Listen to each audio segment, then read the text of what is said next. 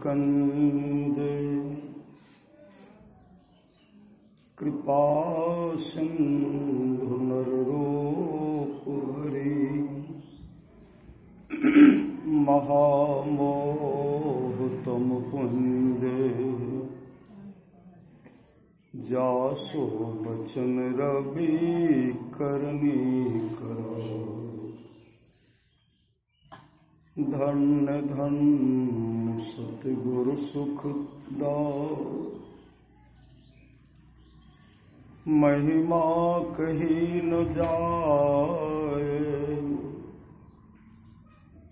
जो कुछ कहो तुम्हारी कृपा मोते कछु न बसाए। अव्यक्त रूप में प्रातः स्मरणीय अनंत श्री विभूषित परम पूजपाद सदगुरु महाराज के चरणों में कोटि कोटि नमन। विशिष्ट गुरुजन, उपस्थित सत्संग प्रेमी महानुभावों, माताओं एवं बहनों,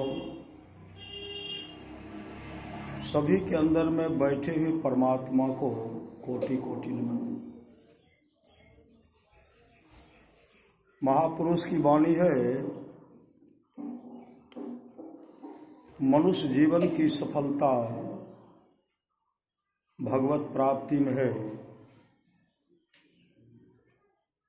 यह तन बार बार मिलने को नहीं है,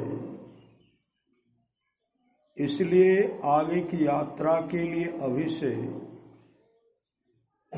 भगवत भजन रूपी धन संग्रह करो। संत कबीर साहब की वाणी है,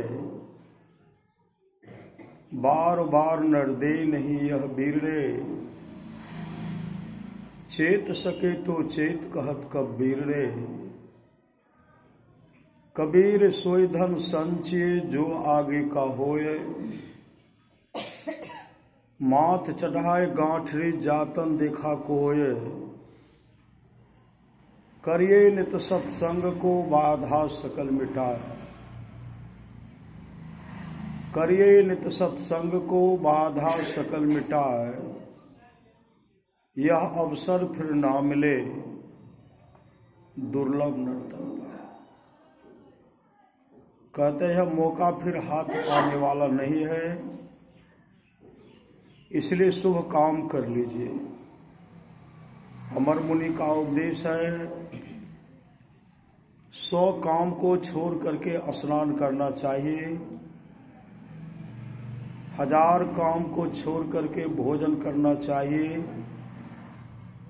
1,00,000 काम को छोड़ करके सत्संग करना चाहिए, करोड़ों काम को छोड़ करके अपने जीवन के बागडोर को संत सदगुरु के हवाले करना चाहिए।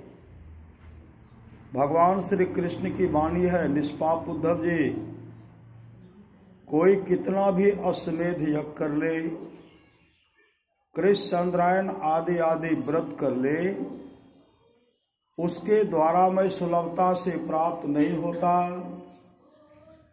बस एक सत्संग ऐसा दरिया है जिसके द्वारा मैं सुलभता से प्राप्त हो जाता, उस भक्त के वश में हो जाता और उस भक्त का परम कल्याण हो जाता।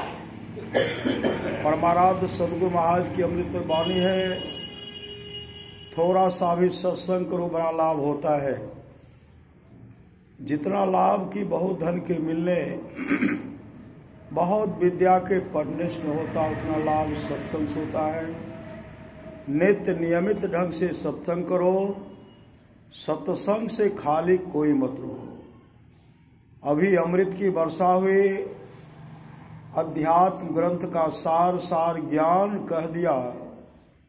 जिसको याद रहा उसको अमृत मिला, जिसको याद नहीं रहा उसने अमृत को खो दिया। सदगुरु महाराज की वाणी है, सत्संग करने के लिए बादशाही ठाट बाट की जरूरत नहीं है। वृक्ष के नीचे घास बिछा करके भी सत्संग करने के लिए सदा तैयार रहिए। पुनः सदगुरु महाराज कहते, जो लोग बहुत दिनों से सत्संग करते आ रहे हैं, अभी कर रहे हैं, आगे भी करेंगे, वे सभी महासुख के भागी होंगे। परमाराध्य सदगुरु महाराज की वाणी है, भक्ति मार्ग में उकताना नहीं चाहिए। जो भक्ति मार्ग पर चलता है, कभी न कभी रास्ते का अंत अवश्य आता है। भगवान श्री राम की वाणी है, भगति स्वतंत्र सकल सुख खाने, बिनु सत्संग न पावहि प्राणी। भक्ति का मतलब होता सेवा। भगवान राम और वशिष्ठ जी का संवाद है, जो वाणी विचार के द्वारा अपने पिताजी को प्रसन्न कर लेते हैं, अगर पिताजी खुश हो गए, ब्रह्मा विष्णु महेश खुश हो जाते हैं।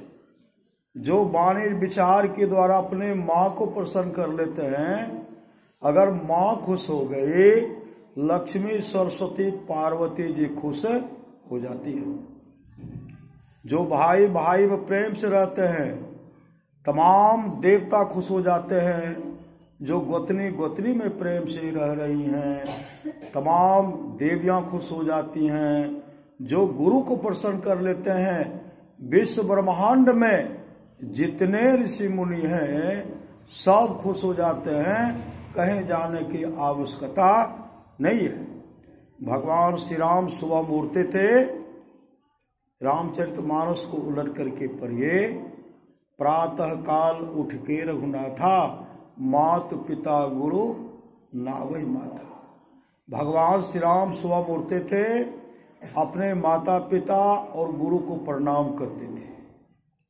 जो किए सब तर गए। अब बहुत आदमी माँ को प्रणाम नहीं करते, पिता को प्रणाम नहीं करते, और चाहते हैं गुरु खुश जाए, परमात्मा खुश हो जाए। कभी खुश होने वाले नहीं। महापुरुष की वाणी है, पहला गुरु है माता पिता, रज बीरज का सोई दाता। दूसर गुरु है मन की धाई, गर्भ मास की बंद छुराई। तीसर गुरु जिन धरिया नामा, ले नाम पुकारे गामा। चौथा गुरु जिन शिक्षा दिन्ना, जगत व्यवहार सवे तब चिन्हा। पंचम गुरु जिन वैष्णव किन्हा, राम नाम का सुमरन दिन्हा। छठम गुरु जिन भरम गण तोरा, दुबधा मेटी एक से जोरा। सातम गुरु सत शब्द लखाया, जहाँ का तत्व तहाँ समाया। सात कबीर सात गुरु संसार में, चेला सब संसार। सतगुरु सोई जानिए, जो भवजल उतारे पार। अभी हम लोग गोरा कुम्हार का, संत गोरा कुम्हार का प्रसंग सुन रहे थे। संत गोरा कुम्हार मिट्टी का बर्तन बनाते थे, और मिट्टी का बर्तन जब बनाते थे, मिट्टी जब सानते थे, तो सानने के बाद वो हमेशा मुख से कहते थे, हे विठ्ठल हे विठ्ठल, हे विठ्ठल हे विठ्ठल। परमात्मा का असली नाम है हे विठ्ठल का आवाज वो लगाते थे। जैसे लात से मिट्टी को रौंद रहे थे, उसी समय उनका लड़का आया। लड़का जब गिरा तो उनको पता ही नहीं है, नाम धुन में, नाम के सुमरन में विठ्ठल विठ्ठल का आवाज रट लगा रहे हैं। बच्चा उसी में गिरा, तो बच्चे को भी कुचल करके मिट्टी की तरह बना दिए। नाम धुन में, नाम के लगन में इतना मस्त थे, और साक्षात भगवान विठ्ठल उनके सामने प्रकट हो गए। जनाबाई का नाम अभी सुन रहे थे हम लोग। जनाबाई भगवान कृष्ण की अनन्य भक्तिनी थी। जनाबाई जब काम करते थे, तो भगवान विठ्ठल का जब वो गुणगान करते थे, भगवान कृष्ण का जब वो जनाबाई गुणगान करते थे, तो भगवान कृष्ण, भगवान विठ्ठल उनके सामने बैठते थे और भजन गा रही है, बर्तन मान रही है। भगवान कृष्ण कहते थे, जना तुम्हारे बदले में तुम्हारा घर का पूरा काम मैं करूंगा, बर्तन मैं मांजूंगा, झाड़ू मैं लगाऊंगा, भोजन मैं बनाऊंगा, भोजन बना करके मैं तुमको खिलाऊंगा, लेकिन तो उसके बदले में मुझे भजन सुना दे, भजन सुना दे। इतने श्रद्धा प्रेम से जनाबाई भजन गाते थे और भगवान कृष्ण जब सुनने लगते थे उसी समय जनाबाई छड़ी उठा करके, लाठी उठा करके भगवान कृष्ण को पट मारते थे और जनाबाई कहती थी, आप मुझे कह रहे हो भजन गाने के लिए, अब बर्तन कब मांजोगे, इसलिए मैं भजन गा रहे तो बर्तन मांजो। और भगवान कृष्ण भजन बर्तन मांजते थे और काम करते थे।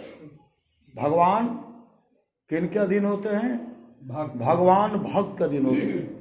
भाव का भूखा हूं मैं, भाव एक सार है, भाव वाले भक्त का भरपूर मुझ पर भार है, भाव से मुझको बुलाता, भव से मेरा पार। अभी हम लोग तुकाराम जी का प्रसंग सुने थे ना, तुकाराम जी जगत गुरु तुकाराम, जगत गुरु तुकाराम जी थे। संसार के तमाम भक्त तुकाराम जी के पास आते थे और वह उनके वहां आकर के सत्संग सुनते थे। और अपनी पत्नी को जब कहते थे तो पत्नी कहती थी, हमको फुर्सत ही नहीं है, हमको सत्संग करने का, सत्संग सुनने का फुर्सत नहीं है। और तुकाराम जी की पत्नी तुकाराम जी को मार बैठते थे, मारते थे। फिर भी तुकाराम जी सहनशीलता के मूर्ति थे। जब तुकाराम जी के लिए बैकुंठ लोक से विमान आने वाला था, तमाम भक्तों को कहते हैं, अमुक दिन अमुक समय में बैकुंठ लोक से विमान आएगा, आप तमाम मेरे संग बैकुंठ लोक को चलिए। सब तो हाँ भर दिए, सब हाँ भर दिए कि हम भी जाएंगे। उस समय सब हाँ भर दिए। जैसे विमान आया, भगवान विष्णु के पार्षद विमान लेकर के आते हैं, तमाम भक्त आए और तमाम भक्त से तुकाराम जी महाराज कहते हैं, अब तो चलिए विमान आ गया।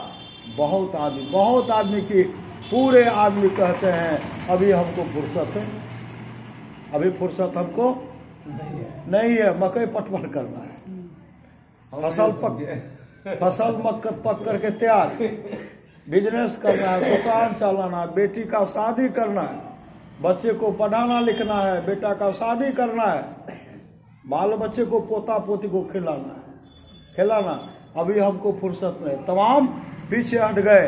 और तुकाराम जी अपने पत्नी से कहते हैं, अरे कम से कम तुम तो चलो मेरे संग बैकुंठ लोक। तुकाराम जी की पत्नी कहने लगी, आपको जाना है तो जाइए, मैं नहीं जाऊंगी। बहुत आग्रह किए, तब तुकाराम जी की पत्नी कहने लगी, देखिए हाल में ही भैंस बच्चा दिया है, बच्चा भी मेरा कमजोर है, पहले बच्चे को खूब दूध पिलाऊंगी, मैं भी खाऊंगी, आपको जाना है तो जाइए। वो दूध उठ रही है और उसी समय तमाम लोग जगत गुरु तुकाराम जी महाराज की जय जयकार कर रहे हैं और विठ्ठल विठ्ठल विठ्ठल विठ्ठल कर करके जब ऊपर से विमान चले गए और तब दूध उठ करके आती है, स्वामी मैं भी। कभी पति का सम्मान नहीं करती थी, कभी नहीं। अरे पति को कटु शब्द कहती थी, डंडा मारती थी, मैं भी आपके साथ चलूंगी। तो वहां से कहते आप तो यहीं रहो। श्री सदगुरु भगवान विष्णु के पार्षद कहते हैं, अब माथा पीटते रहो, कहाँ गई कहना मुश्किल है। संत महात्मा लोग कहता है, संसार के लोगों यह समय जो है मूल्यवान समय है, अगर इस समय में आपने इस समय का आप सदुपयोग नहीं किए तो संत कबीर ने कहा, पछते मेरे बेमान गुरु के विसारी पछे तैबे हरे जले हीरा मोती संपत्ति बहुत सब धन ठामे रहतो ऐ तो जमदूत क्या करेंगे, पूजा करेंगे कि पलोट का पलोट जमीन नहीं का है, बैंक बैलेंस बहुत है, ऐ तो जमदूत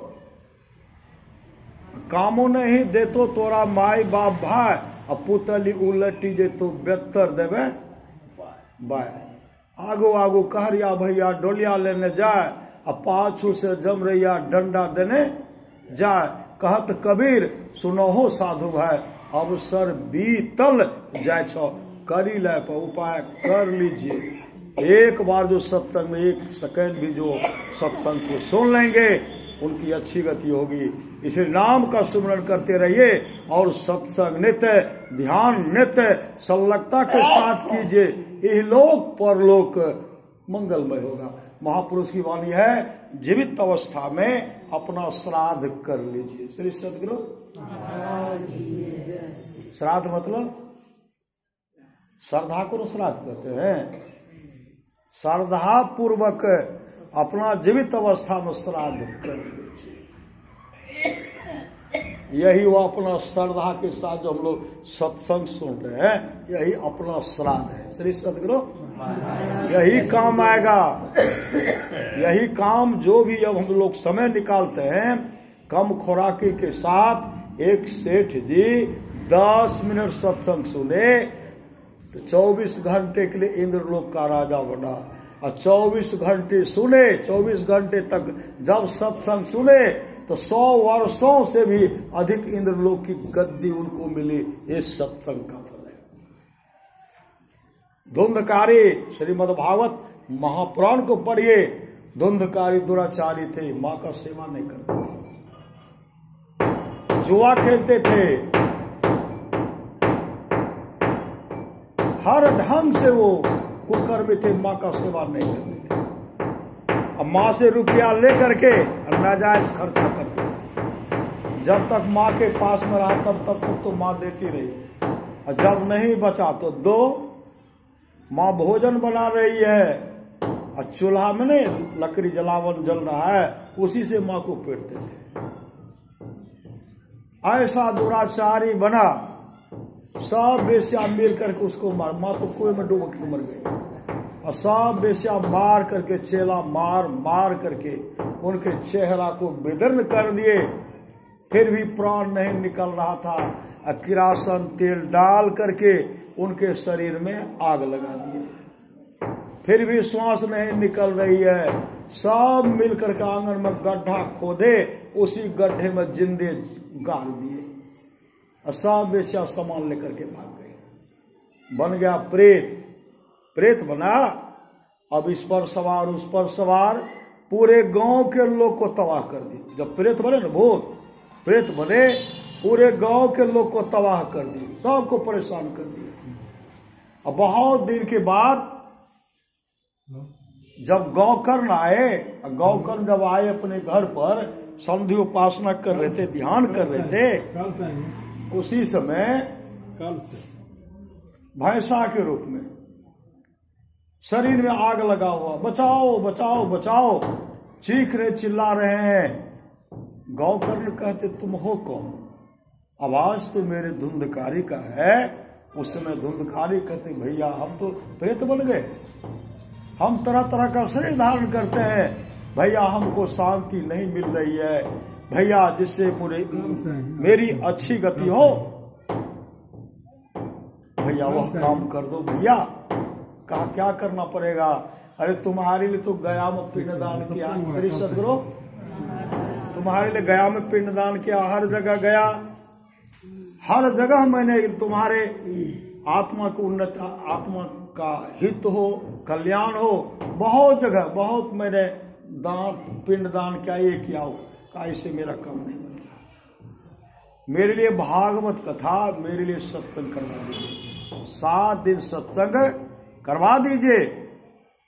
कहा सुबह होगा तब न सत्संग शुरू करूंगा, पूरे गांव के लोग को बैठक करूंगा, पूरे से विचार विमर्श लूंगा।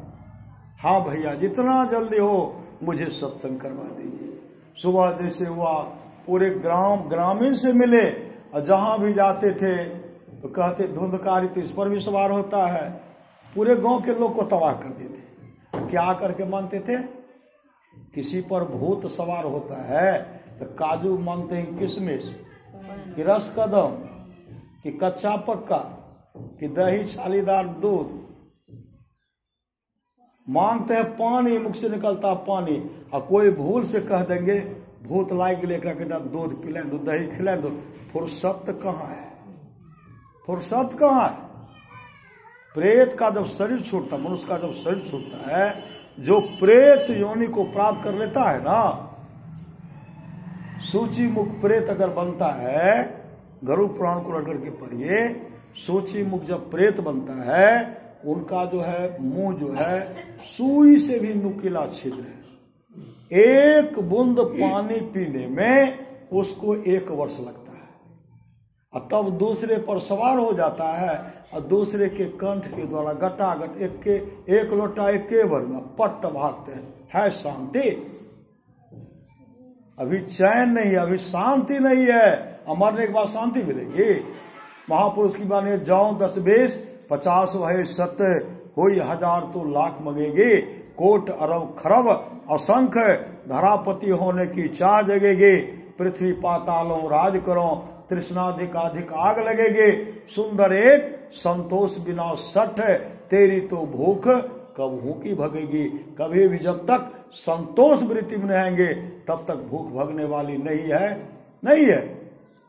पूरे गांव के लोग कहा हम तो सत्संग कराना चाहते हैं, भागवत कथा करना चाहते हैं, जिससे मेरे भाई के आत्मा को शांति मिले। सब ग्रामीण मदद किए।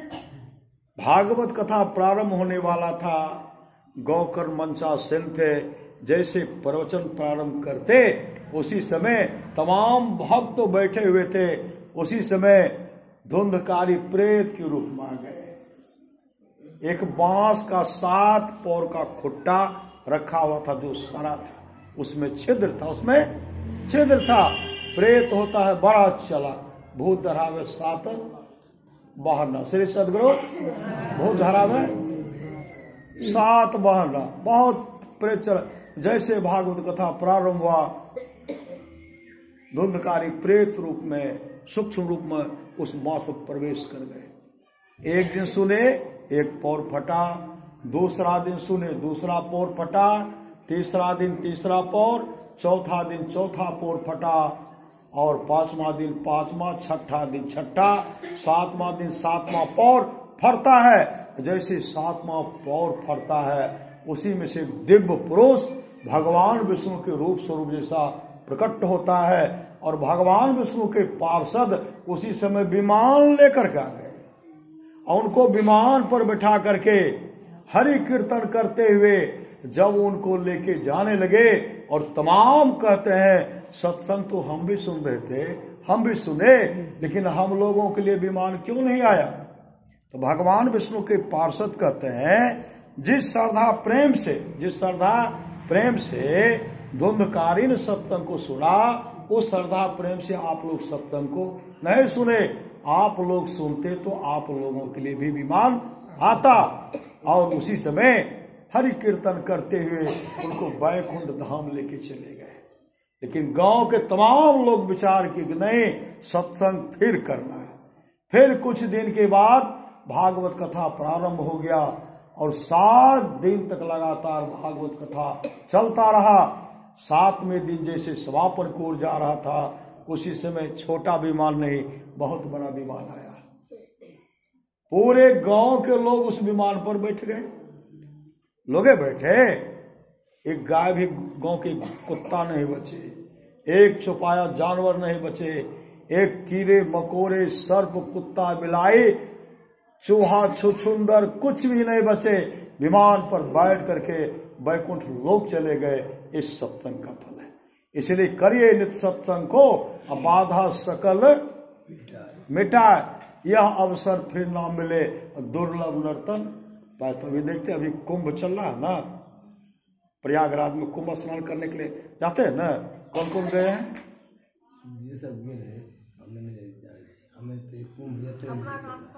कोई नहीं। श्री सदगुरु जो भी गए बहुत भाग्यशाली, जो नहीं गए वो भी भाग्यशाली, जो सत्संग सुन रहे वो तो महाभाग्यशाली। श्री सदगुरु योग सिखोपनिषद को पढ़िए, सत्संग योग सिखोपनिषद अध्याय 6 को पढ़िए। भगवान शिव भगवान ब्रह्मा से कहते हैं, हे ब्रह्मा, कोई 1000 अश्वमेध यज्ञ कर ले। 1000 अश्वमेध, एक अश्वमेध यज्ञ करने का सामर्थ्य विश्व में किसी भी देश को नहीं है। राजा सगर को 60,000 पुत्र था, उनका अश्वमेध यज्ञ सफल नहीं हुआ। भगवान श्री राम का भी अश्वमेध यज्ञ सफल नहीं हुआ। कोई रोके नहीं, कोई टोके नहीं, कोई युद्ध नहीं, मतलब अपना अधीनता स्वीकार कर ले, उसी का अश्वमेध यज्ञ सफल होता है। तो भगवान शिव कहते कोई 1000 अश्वमेध यज्ञ कर ले, सैकड़ों वाजपेयी यज्ञ कर ले, गंगा सागर में स्नान करके मणिकर्णिका को प्रणाम करे, उसका जो फल है, जो 1 सेकंड, 1 पल, आधा क्षण भी मानव जप, मानव ध्यान और दृष्टि योग का क्रिया करते हैं, जो अपने दृष्टि को भौहों के बीच में टिका करके रखते हैं, आधा पल भी जो टिक गया, सुखमनिया में टिक गया, इसका 16वां भाग भी वह नहीं है। हम लोग तो महाकुंभ में स्नान कर रहे हैं, लेकिन कुंभ के अनुसार चलेंगे तब ना। प्रयागराज वाराणसी प्रयागराज तो यही है, लेकिन जो करेंगे सुन करेंगे, और जो नहीं करेंगे मार्कंडेय पुराण को उलट करके पढ़िए। जो माता पिता को भरपेट भोजन नहीं देते हैं, माता पिता को, अब की चूक माफ नहीं होगी। श्री सदगुरु चल रहा है कचौरी चुप्पे चाप, न फुलौरी करही भरी चुप्पे चाप, दादा कहाँ चोरी, दादा के लोग खे, और दादी बैठल छो सड़क पर। श्री सदगुरु किवाड़ बंद करके पप्पा कते गेलो, चुरा कर जो खाते हैं, बहुत आदमी खाते थे। श्री सदगुरु जो चुरा करके खाते हैं, श्री सदगुरु जो चुरा करके खाते हैं, चुरा करके चुप्पे चाप, बहुत के श्री सब बहुत को संतोष है, थारी में दे दो, पेट भर पहले से खा लेंगे तो की कहते श्री सदगुरु, मतलब उनको संतुष्टि है, सबको खेता तो हम खेब। अब बहुत आदमी दे रहे छपने, ऐसे लोगों का है, हमारा लिए नहीं बने है तो अपने टाल बना लिया, और उठेल का खायल ला कंटा, हमें तो कहने नहीं बन मिल रहा, हम लोग कथी तंग कर लावा खायल, और पत्नियों के साथ समेट कर खाए ले। श्री सदगुरु नहीं खा कहलो नहीं है, तोरो ऐसा नहीं बने लिया, बेचारी आग्रह कल के और कल के धुआं ढका रहे छ, बाद में बुधियार नहीं भए गेलै, ये कहे अभी नहीं खेब, आ बाद में सबके हिस्सा खाए ले छे, तो पत्नियों बेसी बना के रखे रहे, पति टुकुर तो अपन खान बहर पीट लोग खाए रहे, जब तक चतुर नहीं बनते तो काम चलता है। लेकिन सुंदर भोजन बना बना करके जो चुप्पे चाप घर में खाते हैं, ऐसे आदमी का जब शरीर छोड़ता है ना, सूची मुख वाला प्रेत बनता है, और 1 बूंद पानी पीने में उनको 1 वर्ष लगता है। बैठ खुट खाए तो कहते जाए राजा घर जाए, बैठ खुट खाए। और मार्कंडेय पुराण को पढ़िए, जो पिताजी को भरपेट भोजन नहीं देते हैं, ऐसे दुरात्मा, ऐसे पापी का जब शरीर छोड़ता है ना, जमदूत उसको घसीट करके जमराज के पास ले जाते हैं, और जमराज के पास जब जाते हैं तो जब कुटनी होती, कुटाई जब पीटने लगते हैं ना, मुख से निकलता है पानी, पानी पिलावा। तो जमराज कहते माता पिता को पानी पिलाया था, माता पिता पर हमें फुर्सते नहीं, पुतोह का फुर्सते नहीं, ससुर का पैन देके, यहाँ के पुतोह के नहीं के। श्री सदगुरु जते जते सेवा नहीं करे छे, वही पुतोह के लिए कहल जाए छे हमरा फुर्सते चुप्पे चाप दे रहे। श्री सदगुरु जो ऐसे श्री सदगुरु जो ऐसे जो ऐसे अपने माता पिता को समय पर पानी नहीं देते हैं, ऐसे पापी का जब शरीर छोड़ता है ना, जमदूत घसीट करके ले जाते हैं, और जब वो पानी मांगते हैं ना, पानी पिलावा, उस समय जमराज कहते हैं एक कभी माता पिता का सम्मान नहीं किया, बड़े कभी प्यासे को पानी नहीं, कभी कभी पानी नहीं, कते ने छुआ जाए, पानी नहीं देते हैं। ऐसे लोगों का जब शरीर छूटता है, मार्कंडेय पुराण को रोक करके पढ़िए, यमराज कहता है ऐसे पापी को गरम गरम खून पिलाओ, और दुर्गंध युक्त खून, नुकीला जीव जंतु रह रहे हैं वह पिलाएंगे तो कंठ में बिंधेंगे कि नहीं, एक बूंद पी भी नसीब नहीं होता। और जो चुपके माता पिता को भोजन नहीं दे करके अपने खा लेते हैं, ऐसे पापी का जब शरीर छूटता है, यमराज कहता है जमदो तो इस पापी को पी पिलाओ, उसको पिलाए। हमने पीवे और काजू किशमिश रस कदम झाड़ लिए, नहीं पीवे। यहाँ गुस्सा एक ऐसे गुस्सा मारेंगे पट ले लेंगे। इसलिए पछताना नहीं पड़े, शुभ काम कीजिए, हर बात को भूलो भले, माँ बाप को मत भूलना, उपकार इनके लाखों हैं, इस बात को मत भूलना। माँ बाप से बढ़कर जग में दूजा नहीं खजाना, जिसने जन्म दिया रे उसका दिल कभी न दुखाना, उसका दिल कभी न दुखाना। माए बाप से बढ़कर दूजा प्यार ने छे, अभागलू मानव जकरा माए बाप। हम लोग तो अभागे की गिनती में श्री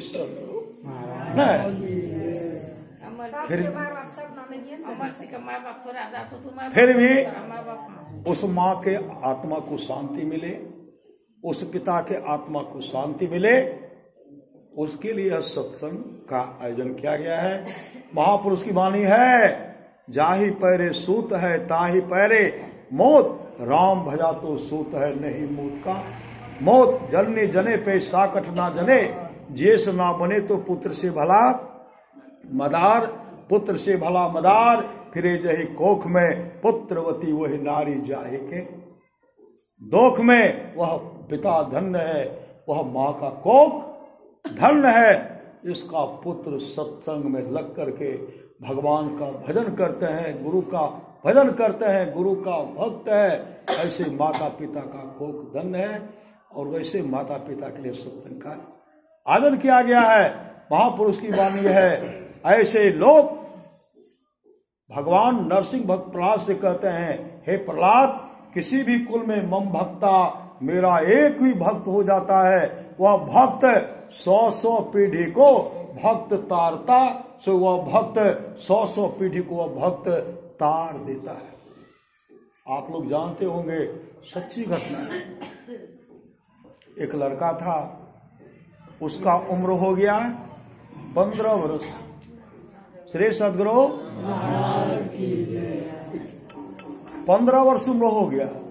अपने माँ से वह पूछते हैं, माँ सबका पिताजी तो है, मेरा पिताजी कहाँ है? उस बच्चे की माँ बिलख बिलख करके आंसू बहा कर कहने लगी, मेरे लाल, जब तू मेरे गर्भ में पल रहा था, तुम्हारे पिताजी हमसे रुष्ट होकर के, नाराज होकर के घर से निकल पड़े, अभी तक नहीं आए। उसी समय वो लड़का कहते, माँ पिताजी का क्या नाम? पिताजी का नाम पूछे, दादाजी का नाम पूछे, पूरा पता। श्री सदगुरु पूरा पता पूछ करके अपने माँ से कहते, माँ जब तक मैं पिताजी को ढूंढ करके नहीं लाऊंगा तब तक मैं वापस नहीं आऊंगा। लड़का भजन भेदी थे, सत्संगी थे, वो गुरु प्रदत्त मंत्र को हमेशा जपते रहते थे। जपते जपते घर से निकले, जब घर से निकले तो चले गए घनघोर जंगल को ओर जा रहे हैं। जब घनघोर जंगल जाते हैं तो क्या देखते हैं, एक ऐसा ऊंचा स्थान था, एक वृक्ष था बगल में, वहां बैठ करके उनके मन में संध्या उपासना, मतलब दोपहर का ध्यान भजन ध्यान करना चाहिए। वो ध्यान करने के लिए बैठ गए। ध्यान बहुत देर तक बैठे, नाम का सुमरन हो रहा है। नाम का सुमरन जैसे हो रहा, ध्यान से निवृत्त हुए, उसी समय एक सज्जन वहां पहुंच गए। और सज्जन जब आए तो वह सज्जन उनसे पूछते हैं, तुम्हारा क्या नाम है? नाम बताए। पिताजी का नाम बताओ, पिताजी का नाम भी। दादाजी का नाम बताओ, दादाजी का भी नाम बताए। गांव का नाम, तो गांव का नाम बताए। तब वो कहते, तू फलाना का लड़का है। कहाँ? तो कहाँ जा रहे हो? कहा पिताजी को ढूंढने के लिए जा रहा हूं। मेरा जन्म भी नहीं हुआ था कि मेरे पिताजी मां से रुष्ट होकर के चले गए। उसी समय कहते हैं पिताजी को ढूंढ जा रहे हो? कहा अब तुम्हारे पिताजी मिलने वाले नहीं है, दुख नहीं मानो तो मैं सच सच बता रहा हूं। जिस जगह तुम बैठ करके ध्यान कर रहे थे, उसी जगह तुम्हारे पिताजी की संगति चोर डकैतों से हो गई थी। दूसरे के घर में चोरी करते थे, डाका डालते थे, दूसरे का धन लूट करके लाते थे, और इसी जगह बैठ करके सब बंटवारा कर रहे थे। सबका धन का हिस्सा ढेर अलग अलग जमा जो किया ना, बहुत धन हो गया था, बहुत रुपया सोना भी था, अलग अलग जो ढेर लगा। तो तुम्हारे पिताजी का जो साथी था, कुछ के मन में हुआ अगर इसका हम हत्या कर देते हैं, यह धन भी तो मेरा हो जाएगा। सब मिल करके तुम्हारे पिताजी का इसी जगह हत्या कर दिए। श्वासा चल रही थी, मृत्यु नहीं हुई थी, श्वास चल रही थी, उसी बीच में बाघ आया। अब बाघ जब आया तो तुम्हारे पिताजी के जो साथी थे सब तो भाग गए, और तुम्हारे पिताजी जो छटपट कर रहे थे, छटपट, उसी समय बाघ आया, तुम्हारे पिताजी को खा गया। मैं चोर के डर से वृक्ष पर चढ़ गया था, मैंने देखा तुम्हारे पिताजी को बाघ खा रहा था, मेरे सामने में खाया। लड़का उसी समय रोने लगा, लड़का उस समय रोने लगा। उस समय कहते रो मत, रो मत, इसके आत्मा के कल्याण के लिए कोई काम करो। उसी समय लड़का फिर ध्यान करते हैं, और ध्यान करने के बाद गीता का 4था अध्याय का श्लोक का पाठ करने लगे। जैसे पाठ करते हैं, पाठ करने के बाद वहां भयंकर आवाज हुई। उस आवाज में, आवाज के बाद क्या देखते? प्रेत को देखते हैं। प्रेत को देखने के बाद प्रेत का शरीर जो है, प्रेत लापता होता है, उसमें उनके पिताजी का रूप का दर्शन होता है। पिताजी का रूप हटता है, तब उसी में एक दिव्य रूप भगवान विष्णु के रूप स्वरूप जैसा उसमें दिखलाई पड़ता है। जैसे भगवान विष्णु के रूप स्वरूप जैसा दिखलाई पड़ने लगा, उसी समय वैकुंठ लोक से विमान आया। अब विमान आया, तुम्हारे पिताजी को उसी विमान पर बैठा लिया, और वो बैठे हुए हैं, वो भी देख रहे हैं, वो देख रहे हैं कि मेरे पिताजी, देखते हैं प्रेत बन गया। प्रेत बनने के बाद मेरे पिताजी का दिव्य रूप उसमें आया, और भगवान विष्णु का रूप स्वरूप जैसे आया, और विमान जैसे आया, विमान पर जैसे उनको बिठाते हैं, उसी समय कहते हैं भगवान विष्णु के पार्षद से, जरा आप विमान रोकिए। जिस बच्चे के चलते, जिसके चलते वो जो उन गांव के लोग थे उसके चलते, और सबसे बड़ा तो मेरा यही इस बालक के चलते यह पता बताया कि तुम्हारे पिताजी का हत्या इसी जगह हुआ था। मैं प्रेत बन करके सब सुन रहा था। एक गीता श्लोक का जो पाठ किए, अब हम दिव्य रूप धारण कर लिए, वैकुंठ लोक से विमान आकर के हम वैकुंठ लोक को जा रहे हैं। जरा इस बालक से परिचय पूछने दीजिए। उसी समय कहते हैं, बालक तुम्हारा क्या नाम है? बालक अपना नाम बताए। तुम्हारे पिताजी का क्या नाम है? तो पिताजी का नाम बताए। दादाजी का क्या नाम है? दादाजी का नाम बताए। गांव कहाँ है? तो गांव का भी जैसे नाम बताए, उसी समय उनके मुख से निकलता है, तू तो मेरा ही पुत्र है, तू तो मेरा ही पुत्र है। ऐ मेरे लाल, तुम जो भक्ति किया, भजन किया, गीता श्लोक का जो तुमने उच्चारण किया, उसके चलते अब मैं वैकुंठ लोक को जा रहा हूं। अब मैं वैकुंठ लोक को जा रहा हूं। ऐ मेरे लाल, मैं ही नहीं, मेरे बहुत पूर्वज, मेरे बहुत वंशज नरक में पड़े हुए हैं और काफी दुख को भोग रहे हैं। तुम मुझे वचन दो, वादा करो कि तुम्हारे हमारे जो भी वंशज नरक में पड़े हुए हैं, सबका मैं उद्धार करूंगा। उसी समय वो बालक हाथ जोड़ करके कहते हैं, पिताजी मैं सिर्फ अपने वंशज को ही नहीं, नरक में आज तक नरक में जो जो प्राणी पड़े होंगे, सबके उद्धार के लिए काम, सबका उद्धार कैसे होगा यह मैं काम करूंगा। उसी समय भगवान विष्णु के पार्षद हरि कीर्तन करते उनको वैकुंठ लोक लेके चले गए। और वो उसी समय बैठ करके भगवान विष्णु का तपस्या करने लगे। भगवान विष्णु के तपस्या से भगवान विष्णु प्रसन्न हो गए, प्रकट हो गए। कहते वत्स मांगो, क्या मांगते हो? उसी समय वो बालक कहते हैं भगवान, नरक में जो जो प्राणी पड़े हुए हैं सब प्राणी का उद्धार कर दीजिए, सब प्राणी का उद्धार कर दीजिए। उसी समय भगवान विष्णु अपने पार्षद को यमराज के पास भेजे और यह खबर भेजवाए कि नरक में जो जो प्राणी पड़े हुए हैं सबको नरक से निकाल करके स्वर्गलोक अच्छी अच्छी गति को दे दीजिए। जैसे भगवान विष्णु के पार्षद यमराज से कहते हैं, यमराज क्या कि सब जो प्राणी नरक में पड़ा हुआ था सबको नरक से निकाल करके स्वर्गलोक अच्छी अच्छी गति को दे दिए। श्री सद्गुरु महाराज ये सत्संग का फल है कि पिताजी की आत्मा को शांति मिले। श्री बैठा कुर्सी दो। श्री सद्गुरु पिताजी की आत्मा को शांति मिले, उसके लिए सत्संग का। ऐसे तो भरपूर सेवा किए, माँ का भी सेवा किए, जीवित पिता का सेवा किए। ऐसा नहीं कि जीवित पिता को दंगम दंगा, मरे पिता पहुंचावे गंगा, ऐसा सेवा नहीं।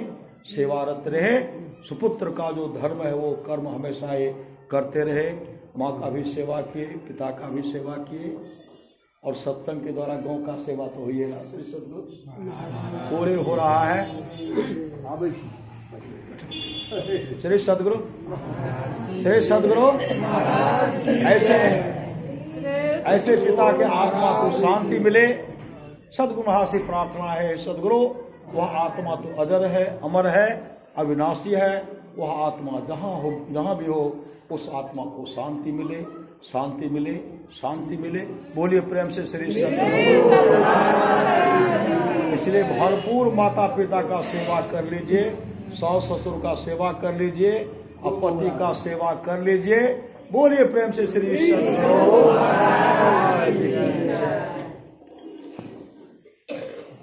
बिना आरती करने नहीं जाना चाहिए।